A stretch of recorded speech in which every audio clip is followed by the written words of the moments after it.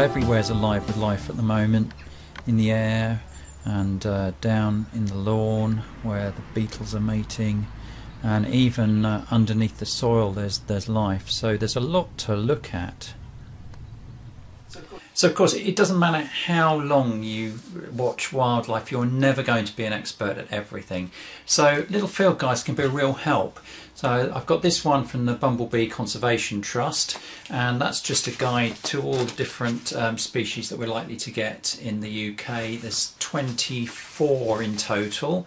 So I've got a nice photograph, a couple of photographs there that I'll have a look at. And also this one, a rather prehistoric looking creature at the end of my garden.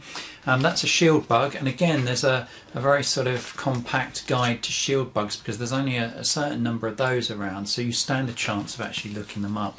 So let's have a look at those guides and see how we get on. So a good thing with bumblebees is that colour is quite indicative, and here the thorax, which is the front part of the bumblebee, is a broad yellow stripe and then a black stripe behind it, and the abdomen, the rear end, is a yellow, black and orange stripe. The wings are clear, and also notice the legs, the back legs are very hairy. There's no pollen basket there. Now looking from above I can also see that the face is yellow, and the lack of pollen basket and the yellow face is leading me to believe this is a male. So I'll have a quick look down my list. So there's a few which have got yellow at the front and orange on the back. So there's the red-tailed bumblebee. But look at that, that doesn't actually have a yellow stripe on the abdomen, neither does this one, and also that's not distributed in East Anglia. So really of the three species with the orange, yellow and black, it's really this one, the early bumblebee, and it's a male with that yellow face. So on to the next one, which is a shield bug. Now you might get these mixed up with beetles. They do look a bit like beetles, but have a look at the mouth parts that are tucked underneath the head and down along the body, just angled in. That's very distinctive to bugs. So this one, this is quite a good photograph because it's got all the features in.